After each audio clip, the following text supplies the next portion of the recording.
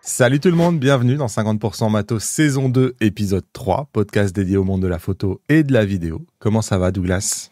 Ça va très bien, j'espère que toi aussi.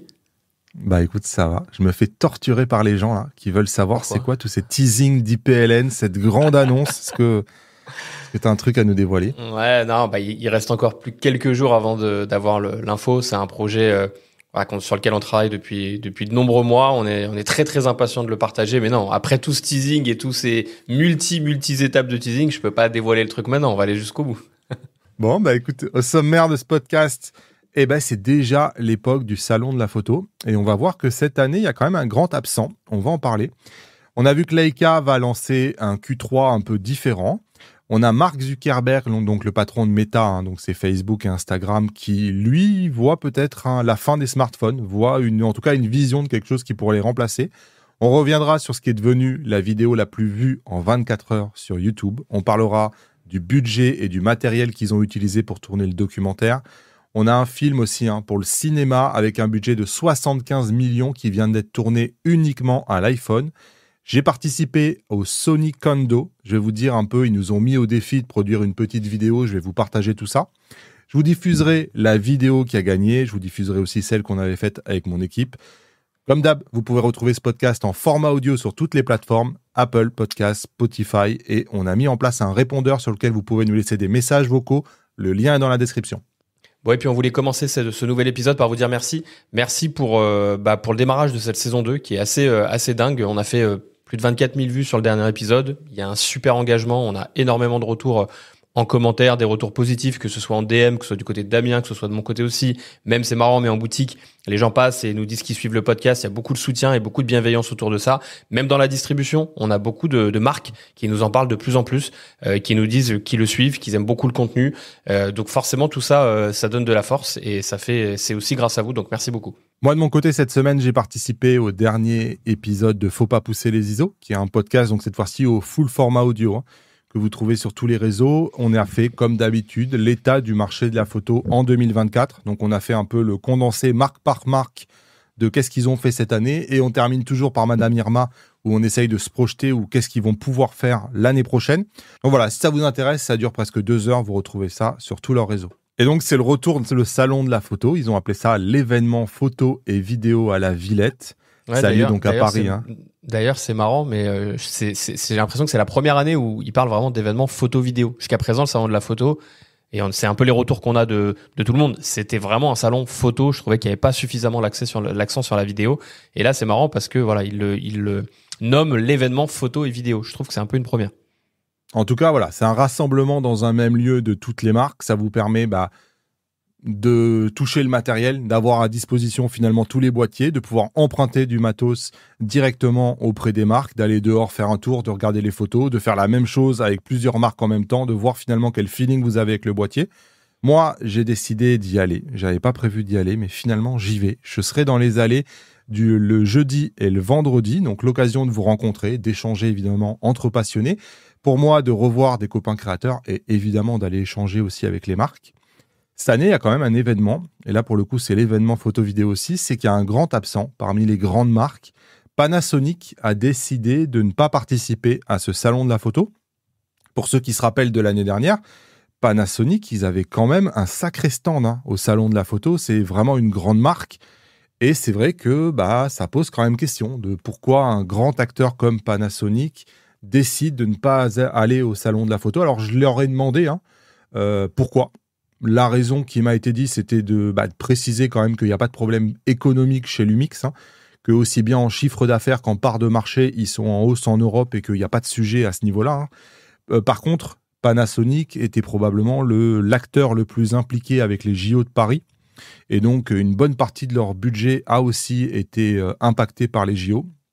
Et ils ont aussi une volonté de communiquer différemment. Ça, ils me l'ont pas dit, mais il y a toujours quand même cette appellation salon de la photo qui fait débat. Il y a de plus en plus de gens qui maintenant font de la vidéo. Et c'est vrai que la partie vidéo se sent toujours un peu exclue. C'est des conversations que même avec des amis créateurs, j'ai de plus en plus. Moi, je pense qu'il devrait le salon de la photo et de la vidéo, tu vois, ne serait-ce que symboliquement en petit et de la vidéo. Ça serait quand même intéressant. En tout cas, voilà.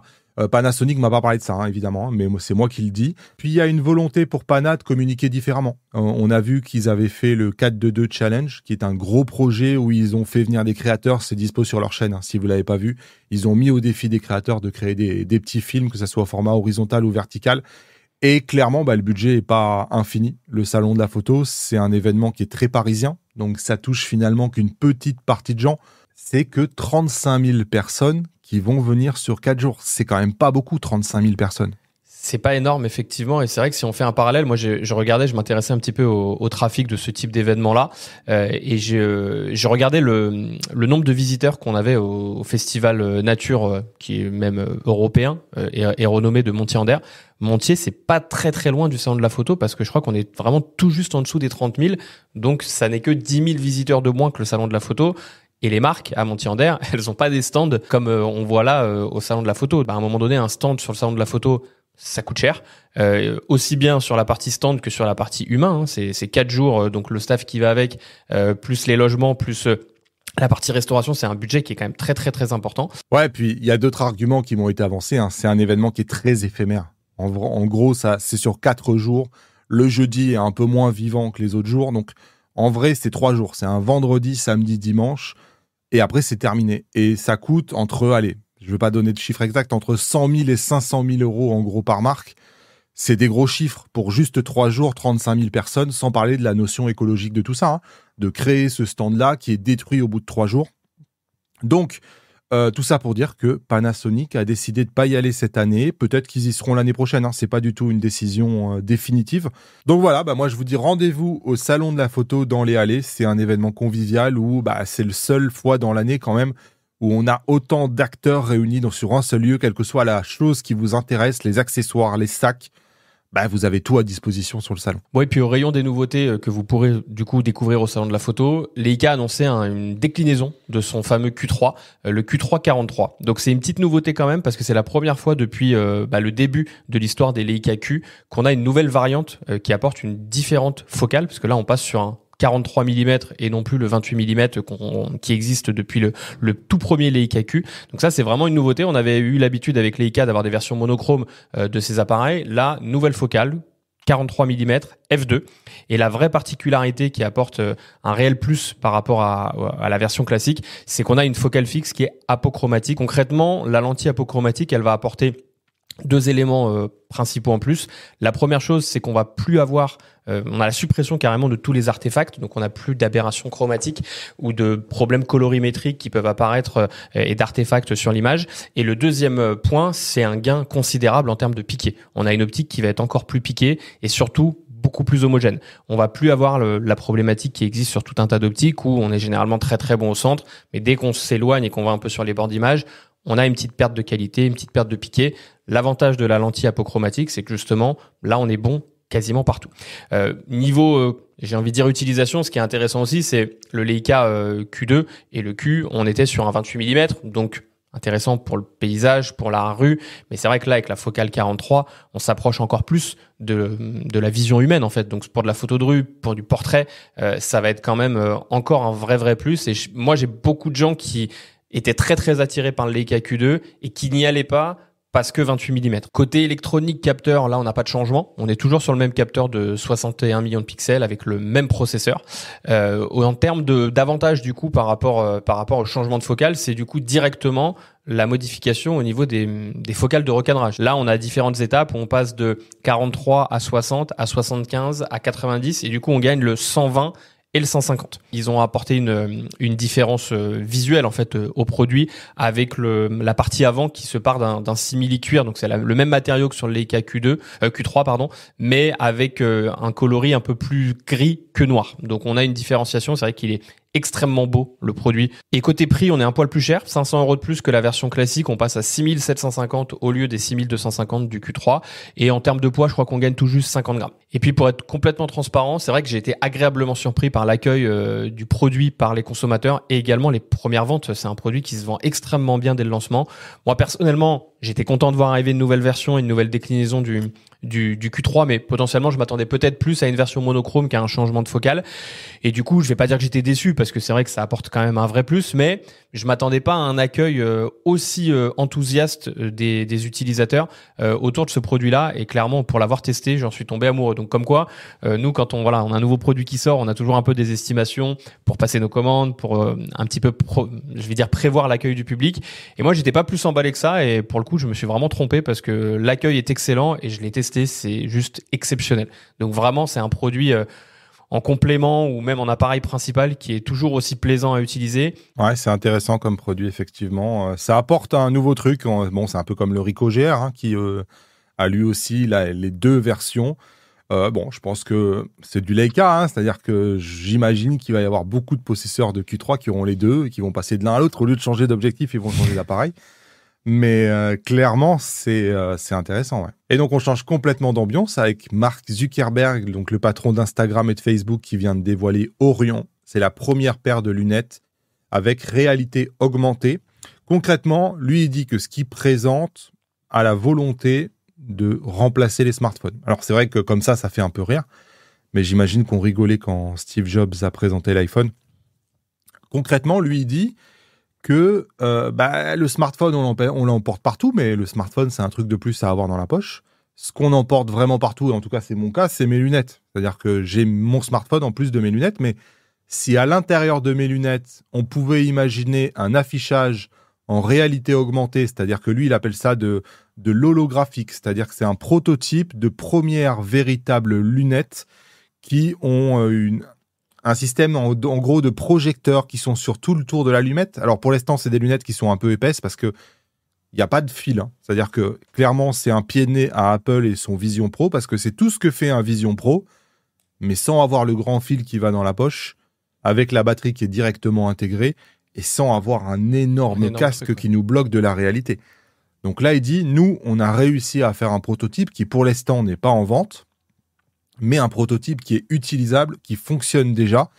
Et en fait, vous voyez tout simplement la réalité, sauf que vous avez un affichage par-dessus, vous pouvez voir toutes vos applications, et évidemment, vous pouvez interagir. C'est-à-dire qu'il a inventé un truc qu'il a appelé l'interface neuronale du poignet, qui permet au porteur d'envoyer visiblement un signal de son cerveau directement à l'appareil. Je ne sais pas exactement comment ça marche, je ne vais pas vous mentir. Mais il dit qu'il a inventé un bracelet qui traduit les signaux nerveux en commande numérique. Et ça pèse même pas 100 grammes. Donc clairement, s'il arrive à développer ça, le son passe évidemment par la conduction osseuse. Et on imagine tout un tas d'applications.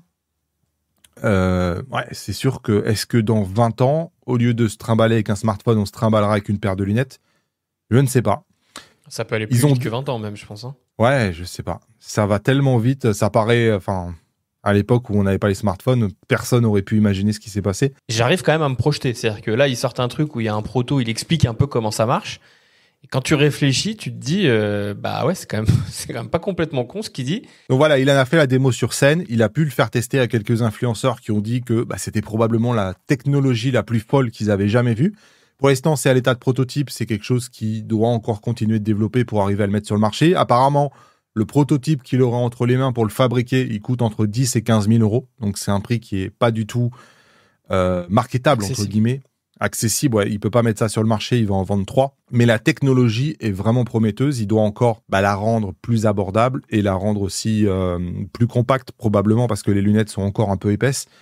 Mais c'est un premier prototype de quelque chose qu'on n'avait jamais vu. Et vous le savez peut-être, Ray-Ban a un partenariat avec Meta pour créer des lunettes intelligentes. Ça, je crois qu'ils sont à leur 2e version. Ils ont annoncé une mise à jour de ces lunettes intelligentes Meta. Dans ces lunettes-là, vous avez une caméra qui permet aux lunettes de regarder ce que vous êtes en train de voir. Ça va lui permettre, en fait, ils vont utiliser l'intelligence artificielle pour décrire finalement qu'est-ce que le porteur de lunettes est en train de regarder. Donc typiquement, vous êtes devant une plante, un animal que vous reconnaissez pas, vous pouvez lui dire mais qu'est-ce que j'ai devant moi, est-ce que tu peux m'expliquer? Et une deuxième fonction, ça va être une fonction de traduction semblable à un smartphone, c'est-à-dire il vous propose une traduction en direct entre l'anglais, le français, l'italien ou l'espagnol, c'est-à-dire que vous parlez avec quelqu'un qui est devant vous, les lunettes écoutent ce que la personne est en train de dire et automatiquement vous le traduit grâce au système qui est déjà intégré. Ça, on parle pas d'un truc qui est pour dans 10 ans. Ça, on parle d'une mise à jour qui va être disponible maintenant sur un produit qui existe.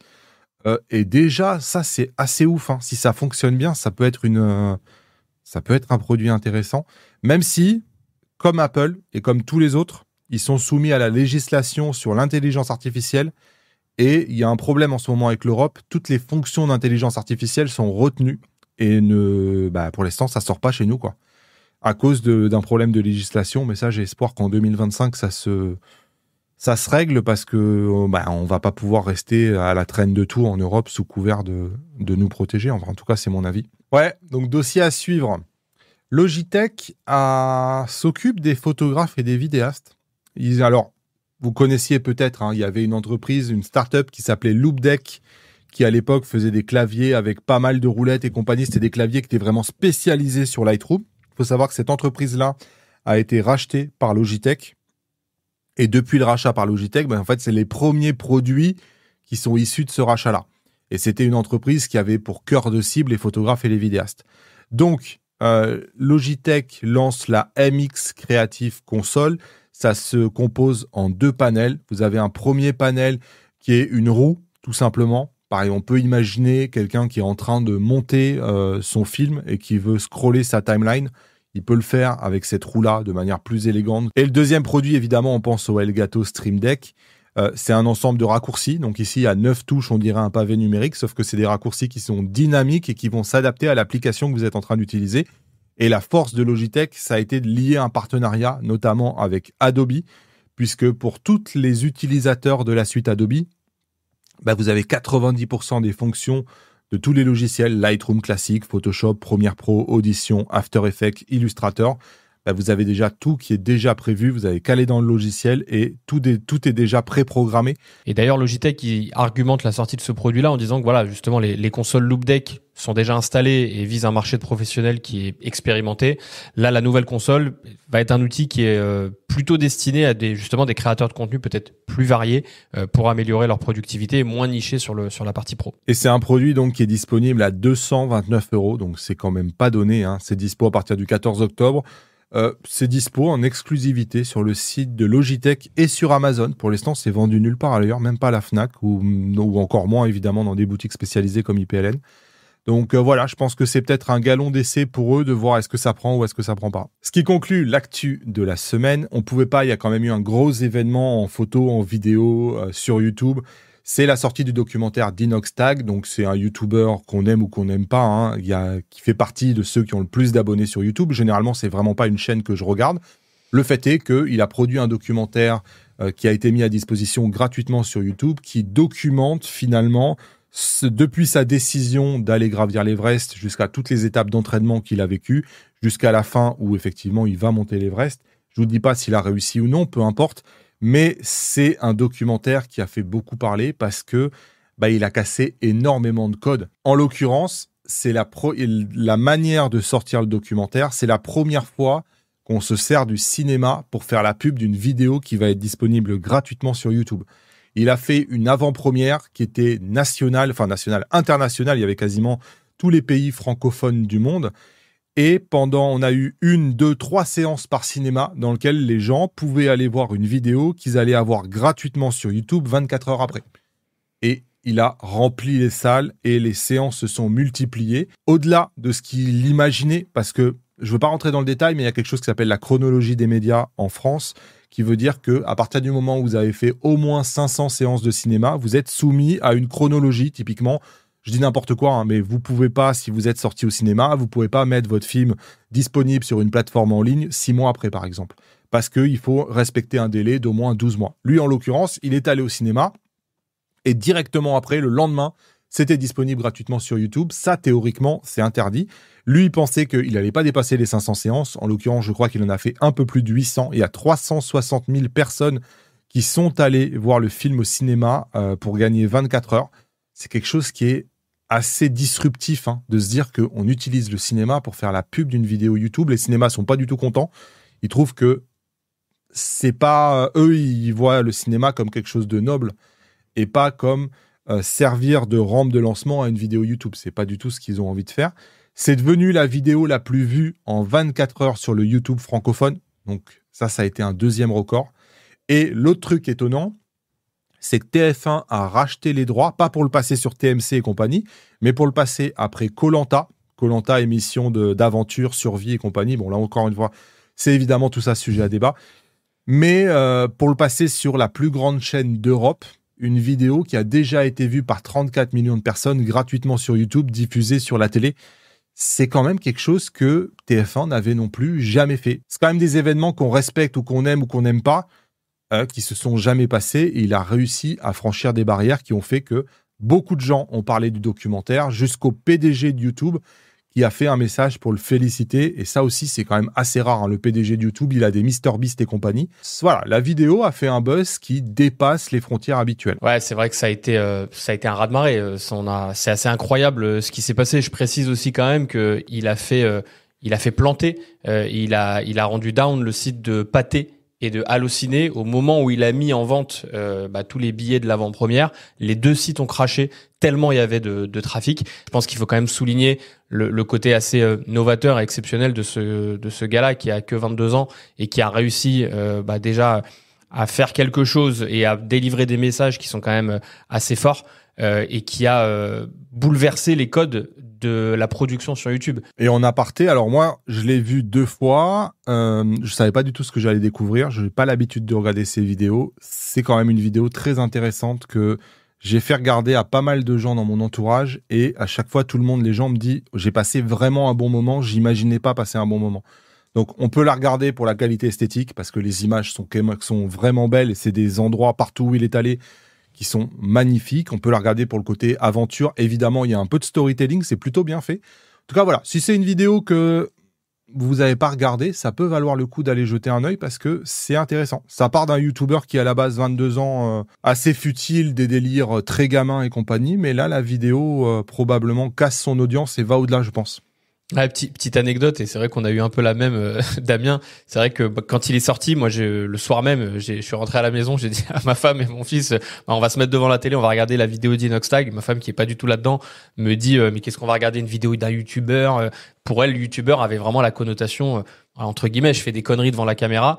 Et je l'ai un peu, entre guillemets, forcé à la regarder avec moi. Et à la fin, elle m'a dit, c'est extraordinaire. Et aussi bien en termes de qualité de prod que de messages, et qui m'ont tous dit la même chose, qu'ils ont passé un super bon moment. Ouais, et puis pour un projet d'une telle ampleur, il y a quand même une notion de financement qui est rentrée en compte, et il y a un article intéressant du magazine Surf Finance qui a un petit peu analysé comment en fait Inoxtag a réussi à réaliser ce projet, comment il l'a financé, qu'est-ce qu'il a gagné, quels ont été ses revenus.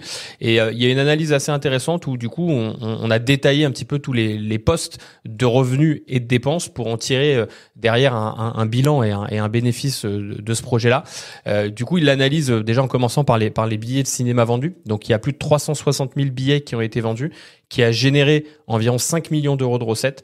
Ces gains, bien évidemment, n'étaient pas directement dans la poche d'Inoxtag. Il y a une répartition qui est de l'ordre de 60-40, donc 60% du montant est réparti entre taxes et cinéma, ce qui laisse quand même 40% à Inoxtag, soit quasiment 2 millions d'euros. Il y a l'analyse qui a été faite aussi des revenus générés par les vues sur YouTube. Donc, ils estiment à peu près un tarif moyen à 10 euros pour 1000 vues. Donc, avec plus de 31 millions de vues, ils ont estimé ça à 310 000 euros. Et puis, il y a aussi les revenus liés aux sponsors. Donc, il y a 9 sponsors au total, avec des noms quand même assez prestigieux, comme notamment Nike, qui ont rapporté chacun une fourchette entre 50 et 150 000 euros, ce qui génère quand même un total de revenus supplémentaires à 750 000 euros. Et enfin, comme le disait Damien juste avant, il y a quand même la nouveauté là-dedans, qui est qu'une chaîne de télé, donc TF1, a acheté les droits pour diffuser le documentaire déjà sur TF1 après Koh-Lanta, et qui derrière va être disponible en replay sur la plateforme MyTF1. Et là, ils auraient un peu estimé le coût de la vente des droits à 1 million d'euros. Et à tout ça, on va y déduire les coûts de production qui sont estimés à 2 millions d'euros pour la production du film. Ce qui fait un total de revenus un petit peu plus de 4 millions, moins les 2 millions de coûts de production, ce qui ferait un bénéfice net à un petit peu plus de 2 millions d'euros. Ouais, là, c'est pas dit, mais lui, il travaille avec une boîte qui s'appelle Webedia, qui est un des plus gros en France, c'est un studio. Donc, je sais pas si ce bénéfice-là, il est pour lui ou il est pour la boîte. Webedia, j'imagine que c'est des chiffres à la louche qui donnent une idée un peu des budgets associés à chaque poste. Mais clairement, il s'en sort bien. Ouais. Il s'en sort très très bien avec une opération où c'était pas facile à le monter. Quand tu écoutes les making-of, Dès le début, il dit mais c'est la panique de savoir comment aller approcher des sponsors pour leur expliquer que tu vas faire un projet dans 1 an, gravir une montagne, que tu vas arriver à filmer tout ça, que tu vas pas te blesser pendant 1 an et qu'à la fin les gens vont te suivre. C'était pas facile, c'était pas gagné. On va parler un peu des coulisses de tournage qui nous ont été révélées par Ludoc. Donc Ludoc, c'est vraiment un youtubeur que j'adore. Si vous connaissez pas sa chaîne, il fait du contenu qui est toujours extrêmement intéressant. Il en avait quelques vidéos sur la Corée du Nord qui sont pépites. Moi, je vous fais un bref résumé de ce qu'on y apprend. On y apprend que ça a quand même été une galère à la base. Au début du documentaire, il n'y avait pas de plan de drone qui était prévu parce que tout simplement, ils avaient personne qui était capable de faire voler un drone à ces altitudes-là. Vous savez que plus on monte, même les hélicoptères se crashent, il n'y a plus d'oxygène, donc on n'a rien sur quoi s'appuyer pour voler. Donc, c'est des gros problèmes. Et un jour, il explique que y a un mec qui connaissait pas du tout Inox et toutes les équipes et compagnie, qui avait trouvé un moyen, qui revenait d'une expédition de mémoire au Pérou ou quelque chose comme ça, et qui, lui, avait réussi à faire des images de drone et qui lui dit si vous êtes chaud, je viens avec vous. Moi, je l'ai fait. Si vous voulez, je viens avec vous. Et, mais vraiment... un mail sorti de nulle part sur une boîte publique qui reçoit des dizaines de milliers de mails.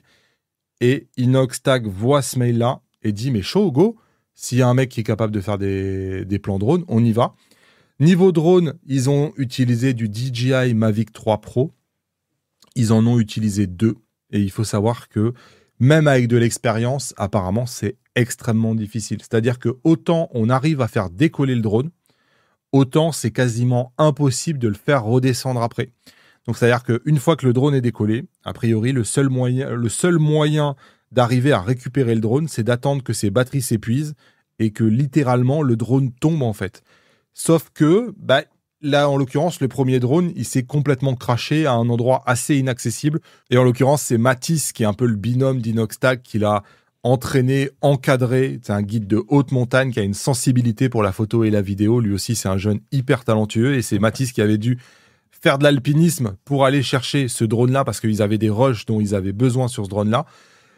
Vous avez vu qu'il n'y avait pas de drone FPV, alors que la mode, c'est quand même le drone FPV. Il faut savoir qu'à la base, ils étaient partis avec un avatar, sauf qu'ils ont fait un premier test juste pour regarder comment ça marchait sur le camp de base et le gouvernement népalais a pris le drone FPV en leur disant que ça, c'était niet, pas possible. Donc voilà, une aventure d'avoir toutes ces images en drone. Niveau matos, ça a été principalement filmé en Sony. En l'occurrence, toute l'équipe de prod avait de la FX3. Mathis, donc le binôme d'Inoxtag, lui, il avait un Sony A9 III parce que c'était le dernier sorti et c'est le boîtier le plus avancé de chez Sony. Et ils avaient un cadreur qui, lui, avait envie de filmer avec du Lumix S1H. Et ils lui ont dit, go, pas de problème, si tu as envie, si tu es confortable avec ça, filme avec le S1H, il n'y a pas de problème. Et donc, c'est un mix entre des images Sony, des images Panasonic. Mais il ne faut pas croire, en fait. Quand on regarde le documentaire, on se rend compte qu'il y a aussi énormément de caméras d'action. En l'occurrence, j'ai l'impression que c'est des GoPro. Et aussi énormément de Insta360. Parce que vous verrez, c'est pas toujours facile de filmer l'ascension. Et on voit parfois un peu de distorsion. On voit probablement où est l'endroit de la perche. Donc, c'est un mix, finalement, de tous ces moyens modernes, compacts, globalement abordables. On ne parle pas de matos qui coûtent des dizaines de milliers d'euros, qui ont suffi à tourner ce documentaire-là qui bat tous les records. Bon, il y avait quand même une autre question, c'est que tourner quand il fait moins 36 degrés, comme c'est le cas en haut de ces sommets au-dessus de 6000 mètres, il y a un problème de batterie tout simplement. Et en tout cas, ils ont plébiscité le fait que la batterie des Sony était incroyable, aussi bien en autonomie qu'en performance, qu'en tenue par rapport à la température. Malgré tout, ils disent que sur l'ascension finale, il faisait vraiment trop froid et que sur les 10 heures d'ascension, il n'y a quasiment aucune image.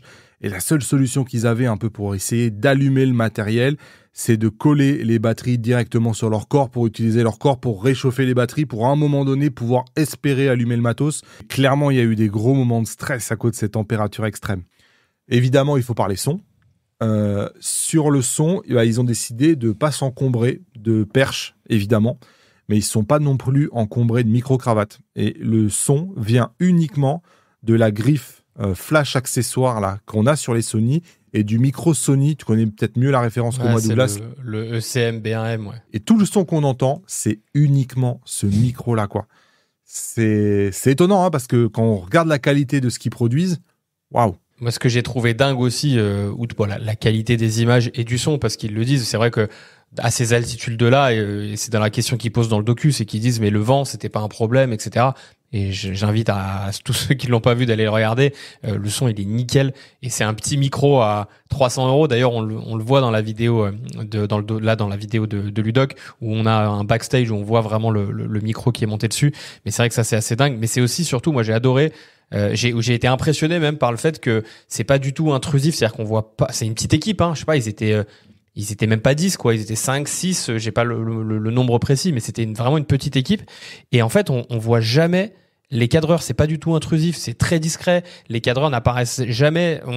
Moi, j'ai été impressionné par voir comment ils ont réussi à cacher toute cette partie captation, en même temps qu'ils étaient quand même en train de monter le plus haut sommet du monde. On les voit quasiment pas du tout, quoi. Il y a vraiment eu un travail d'invisibilité, je trouve, autour des cadreurs qui a été assez fort. Ouais, et puis Inox donne aussi quelques anecdotes parce que mine de rien, c'est des caméras qui sont pas synchronisées. Ils n'ont pas de gros système de timecode qui va pouvoir en un seul clic avoir tous les angles synchronisés, et que parfois il avait le réflexe de faire genre semblant de parler juste pour pouvoir utiliser la voix ensuite pour synchroniser les angles de toutes les caméras. Donc un travail vraiment aussi de dire comment on va faire ensuite pour le montage. Et justement, le montage, ils expliquent que là, dans des environnements comme ça, ils avaient évidemment pas vraiment de backup. Donc il y avait quand même un stress permanent de dire qu'est-ce qui se passe si on perd les rushs, quoi. Ils étaient partis simplement avec un MacBook et un petit panneau solaire parce que évidemment il n'y a pas d'électricité pour essayer de recharger le MacBook. Il n'y avait aucun backup pendant les 4 jours de l'ascension. Et c'est pareil, il explique que c'était tendu d'arriver à continuer le montage finalement en parallèle que lui était en train de faire les expéditions, et qu'ils ont trouvé le moyen finalement via le Wi-Fi apparemment présent sur l'Everest, qui est dégueulasse, mais il faisait des proxys en 240p, et ces proxys-là, donc de taille rikiki, timbre poste, en fait, ils étaient envoyés le plus régulièrement possible, donc quasiment en parallèle de l'expédition, pour que les monteurs commencent déjà à dérocher tous les plans et à proposer un montage. Donc ils n'avaient pas les rushs de haute qualité, mais ils avaient les rushs de basse qualité. Bon, après, dans le doc, il y a quand même pas mal d'effets 3D et d'animation. Il y a notamment un espèce d'effet sur la chaussure à un moment donné où la caméra se retourne, qui est expliqué dans les documents, et on voit justement le plan de référence, qui était visiblement le plan d'une marque de chaussures avec une histoire de chewing-gum. Et là, on voit les premiers tests où ils sont en train de se retourner. Et clairement, il y a une espèce de transition ensuite sur l'Everest. Donc tout ça, évidemment, c'est documenté dans cette vidéo-là, si ça vous intéresse. Il y a des informations aussi sur la musique. On voit notamment, souvent, moi je vous parle d'Artlist dans mes vidéos, que pour commencer le montage et avoir un bon rythme, ils ont utilisé des musiques présentes dans les stocks, donc type Artlist et ce genre de choses-là. Sauf qu'évidemment, ils veulent des musiques qui soient uniques sur le documentaire. Donc en fait, ils ont demandé ensuite de réorchestrer, de recomposer, d'améliorer un peu, évidemment, par des vrais musiciens, mais sur à la base d'une musique Artlist et compagnie. Et idem, évidemment, c'est un doc qui a été étalonné, c'est filmé en log à la base, et l'étalonnage n'a pas été fait au hasard, en fonction des sentiments qu'ils avaient envie de passer. L'étalonnage était complètement différent. Typiquement, sur les scènes de paysage, ils ont eu envie de donner quelque chose de moody, vraiment contrasté. Et évidemment, à un moment où il est malade, ils ont accentué le drama en faisant un look où on comprend qu'il est dans le mal. Et l'importance de l'étalonnage est évidemment fondamentale, mais on voit qu'ils réunissent tous les aspects qui font finalement un bon montage.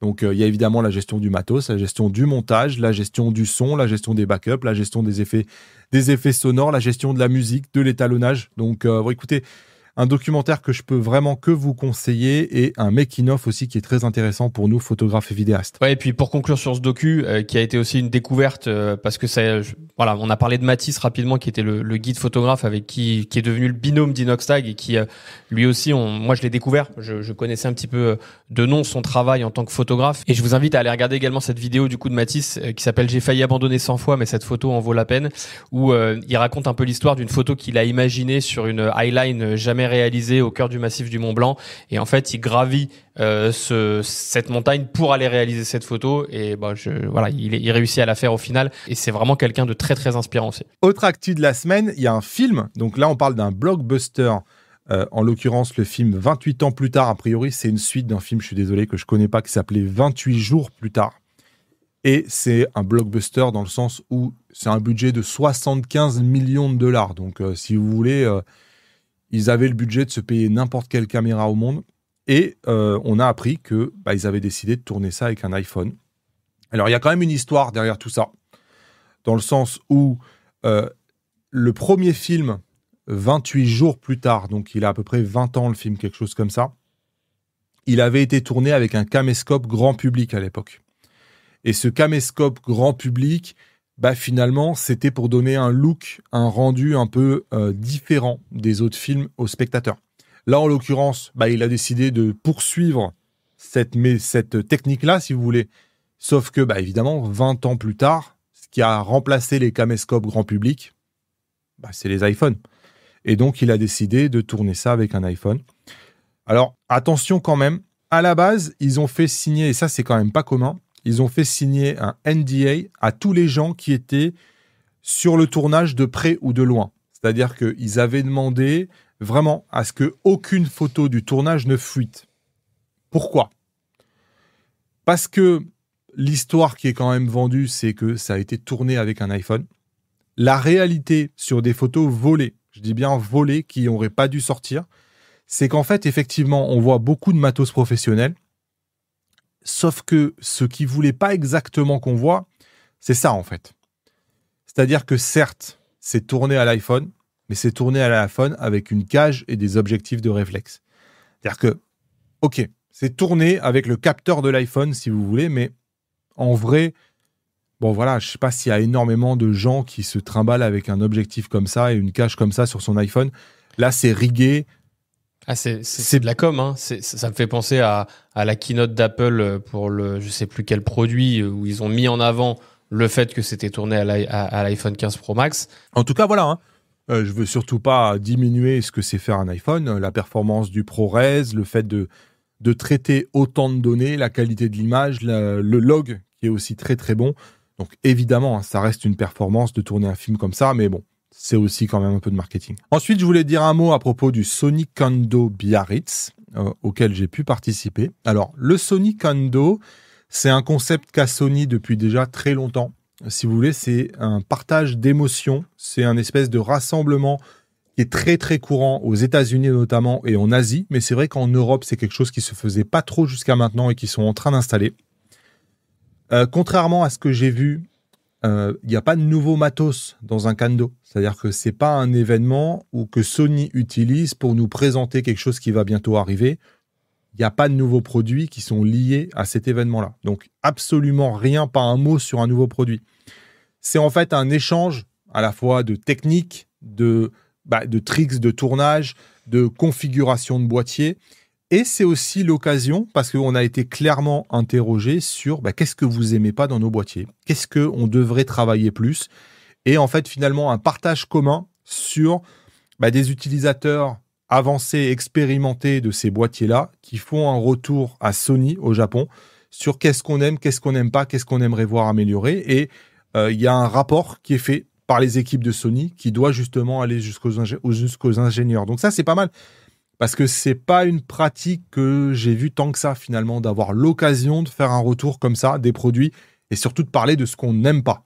Ce que je trouve intéressant là-dedans, c'est la chaîne, en fait. C'est-à-dire qu'il faut se dire qu'aujourd'hui, vu comment les créateurs de contenu un peu influents comme vous êtes se retrouvent dans des événements auprès des marques où justement ils recensent un petit peu toutes les problématiques, vous qui êtes au contact des utilisateurs, ça veut dire que en tant que passionné de photo vidéo qui suit la chaîne de Damien, la chaîne de Maxime, la chaîne d'Alex, enfin bref, peu importe, si vous faites un retour à ces gens-là, potentiellement ce retour, s'il est pertinent, peut arriver aux oreilles des marques. Et je trouve que cette chaîne, elle est hyper intéressante et constructive. Ouais, donc on était une vingtaine de créateurs mélangés avec la team des ambassadeurs de chez Sony.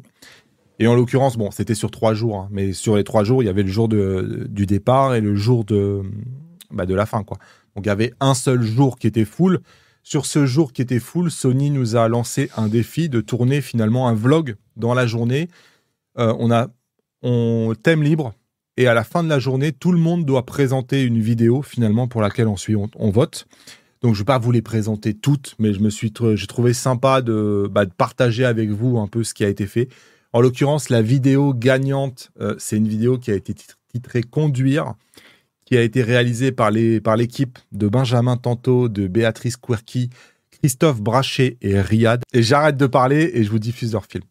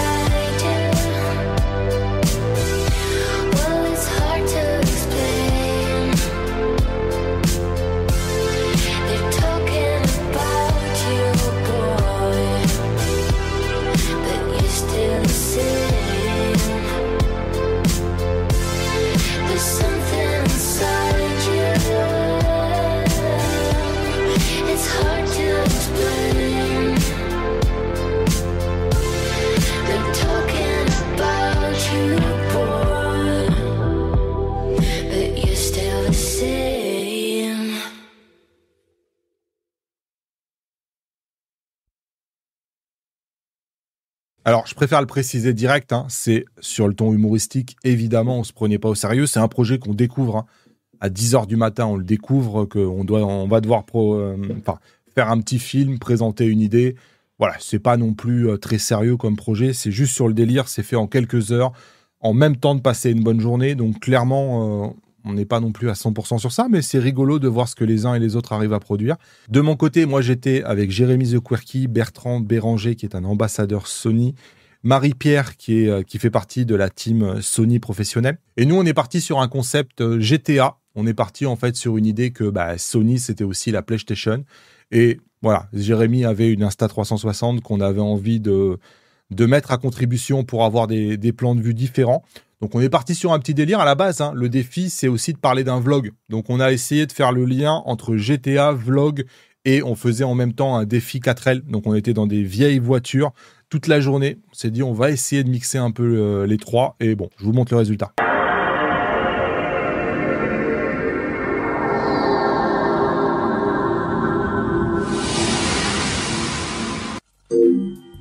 In the shadowy streets of the city, everyone wants their slice of the pie. But sometimes, first glance, an unattended car, the opportunity is just too tempting, but surprise. Marie-Pierre steps in, calm, focused, she knows exactly what she's doing. Camera at the ready, engine roaring, but now there's no time to waste. She races through the roads like crazy, the speed rising with every turn. The light she's chasing won't wait. In danger, she couldn't care less. Her journey takes her where the light is perfect, where every moment is a new shot waiting to be captured. She's ready to share her world with us, a vlog at golden hour.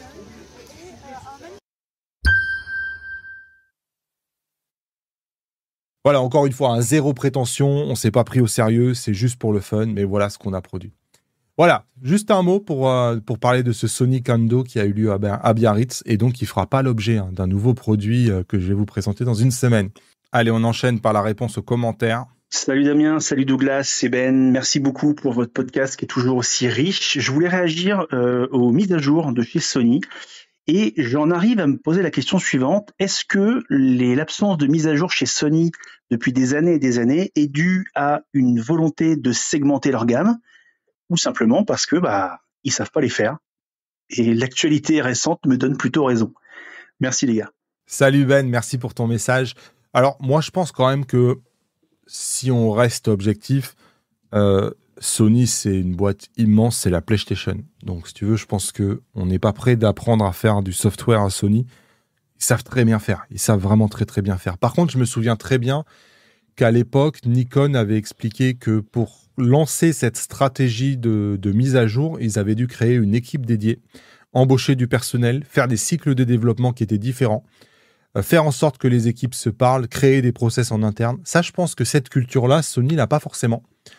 Je pense qu'aujourd'hui, ils sont pris un peu par probablement des retours qui sont clairement négatifs autour des mises à jour.